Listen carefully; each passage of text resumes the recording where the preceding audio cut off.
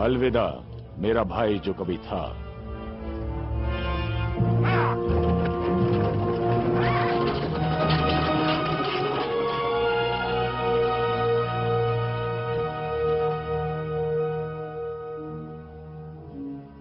Sir के तपते हुए रेगिस्तान में वो शख्स जो शहनशाहों के साथ चलता था, आज अकेला चल रहा था। जिसकी शाही ताकत छीन ली गई थी, जिसे ओहदे और दौलत से महरूम किया गया था, जिसे सबने त्याग दिया था, आज उसका न मुल्क था न उम्मीद थी। उसकी आत्मा तकलीफ में थी, वो बेचैन था। गर्म हवाएं और तपती रेत उन जल्लाद रखवालों के कोड़ों जैसे थपेड़े मार रही थी। इनके बावजूद वो आगे बढ़ता गया, उस अनजान ईश्वर की डोर पकड़े, एक अनजान जगह की ओर। बुराई और पाप के इस माहौल में, जहां हर कदम पर पथरीली चट्टानें मौत का पैगाम बनकर उसका रास्ता रोकने की कोशिश में थीं, वहीं हर रात अकेलेपन का अंधकार उसे समेट लेता था। हंसी उड़ाती हुई हवा की फुसफुसाहट में उसे अंधकार की गूंज सुनाई पड़ रही थी।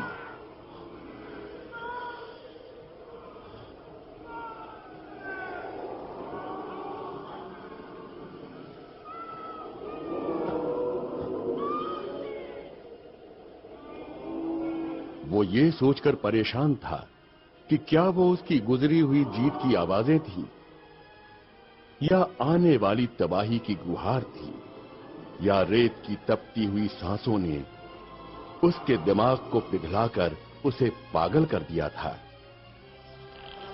अब पानी का एक कतरा भी न था जो उसकी प्यास बुझाता, और न ही कोई छांव जहां तपती धूप से राहत मिलती। वो हैरान था। वो न शुक्रिया अदा कर सकता था और न ही कोस सकता था उस ताकत को जो उसे चलाए जा रही थी, क्योंकि वो अनजान था कि वो ताकत उसे कहां से मिल रही थी। ये जानकर भी कि ऐसे हालात में मरने से ज्यादा जीना मुश्किल है, वो रेगिस्तान की तपिश में बढ़ता चला जा रहा था, जहां बड़े बड़े पीर पैगंबरों ने पाक दिल से परमेश्वर के महान काम किए थे। आखिरकार वो पल आया जब इंसानी ताकत ने उसका साथ छोड़ दिया। धूल और मिट्टी में लिपटा ये इंसान एक नए रूप में तराशे जाने को तैयार था।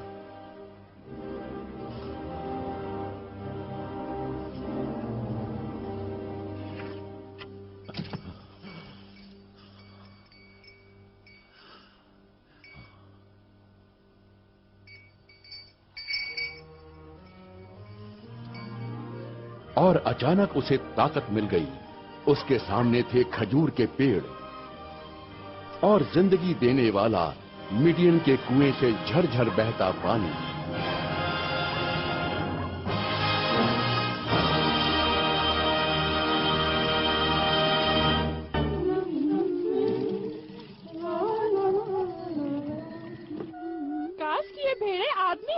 कुंवारे आदमी, क्या तुम्हें कभी कुछ और नहीं सोचता? मालूम नहीं, मैंने कभी कोशिश नहीं की। काश ये भेड़े खुद पानी पीना सीख जाती। नाखून नहीं रंगने चाहिए थे। यहाँ देखने के लिए आसपास कोई मर्द नहीं है। रंग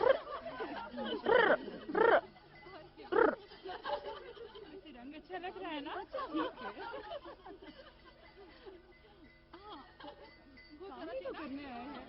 क्या देख रही हो तुम? क्या देख रही हो? एक आदमी।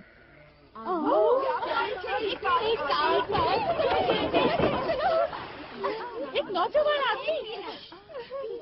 जरा उसकी चप्पल तो देखो, ये मिस्रवासी लगता है। इसके कपड़े तो वैसे नहीं है। किससे परवाह है, आदमी तो है ना। इसने ढेर सारी खजूरें खा ली है। ये खतरनाक हो सकता है। क्या ये वाकई जिंदा है? लगता तो है। तुम्हें लगता है ये शादीशुदा होगा? वो आ गई परेशानी। क्या कर रहे हैं वहाँ पर? दूसरे गांव के चरवाहे। मैं उनसे बात करती हूँ। उनसे बात करोगी? पत्थर लाओ। वो भीड़ों को तितर बितर कर देंगे। रेगिस्तान के चोर है। जाओ यहाँ से। हमने खींचा है ये पानी। रास्ते से हट जाओ लड़की। ये कुआं हमारे बाबा जेथरो का है, समझे? तुम्हारा यहाँ कोई हक नहीं। हमारी बकरियां तुम्हारे बाबा को नहीं जानती। जेथरो बाबा का निशान है इस कुएं पर। उन्हें पढ़ना नहीं आता, ना हमें आता है। वो मीडियन का शेख है। फिर इनकी रखवाली के लिए अपने बेटे को भेजे, बेटियां नहीं।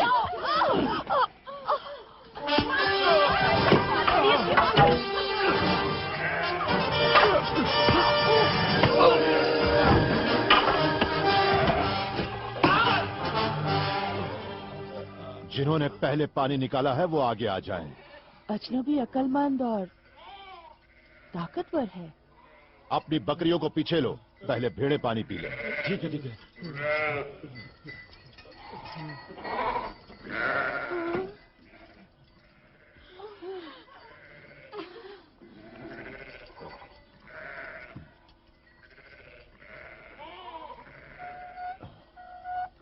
हमें तुम्हारे लिए पानी निकालना चाहिए और तुम्हारे पैरों की धूल धोनी चाहिए। बेशक होने चाहिए। पहले मुझे कोई चप्पलें तो उतारने दो ना। मेरे पास साबुन की एक टिकिया है। भटके हुए मुसाफिर के लिए इतने सारे कदरदान नहीं देखे। हमारे पास तौलिया है। मेरे पल्लू है ना। पर अरे मुझे नहला रहे हो या डुबा रहे हो? ला मुझे ये पकड़ा दो।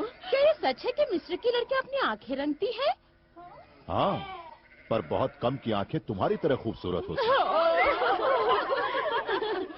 और वो बहादुर कौन है जो तन गई शेखों के सामने? वो है सिफोरा। वो हमें सबसे बड़ी है। तुम लोग तो पहले ही अजनबी को आपस में बांट चुकी हो, तो बाबा के तंबू में इसका स्वागत मैं करूंगी। हमारे बाबा हैं जेथरो। वो मिडियान के शेख हैं। हाँ।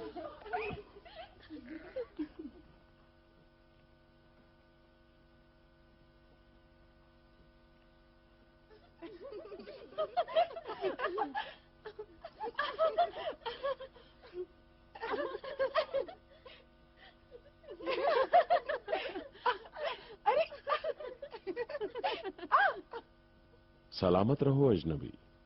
मैं मोजिस हूँ, एमरम और योशबेल का बेटा। दुआ करता हूँ कि आप लोग हमेशा सेहतमंद और खुशहाल रहें, शेख जेथरो।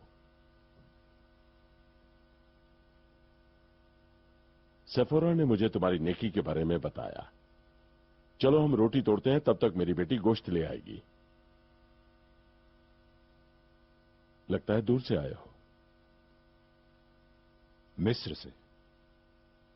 रेगिस्तान के उस पार से, वो भी पैदल? वो जिसका कोई नाम नहीं है, उसी ने तुम्हें राह दिखाई होगी। नाम नहीं है? आप बेदविन इब्राहिम प्रभु के बारे में नहीं जानते हैं? इब्राहिम बहुत से मुल्कों के मालिक हैं। हम लोग इस्माइल के बच्चे हैं, उनकी पहली औलाद। हम उस ऊपर वाले को मानने वाले हैं। मेरे लोग उस मसीहा का इंतजार कर रहे हैं, लेकिन अब भी गुलामी की जंजीरों में। कल हम ईश्वर के पाक पर्वत के नीचे वाले हरे भरे इलाके में जाने वाले हैं। तुम हमारे साथ चलो तो हमें खुशी होगी। देखिए, मैं एक अजनबी मुल्क में एक अजनबी इंसान हूं। मेरे पास न धन है, न भेड़े चराने की काबिलियत, और एक भागे हुए गुलाम को पनाह देने की सजा मौत होती है। लेकिन हमारे लोगों में नहीं।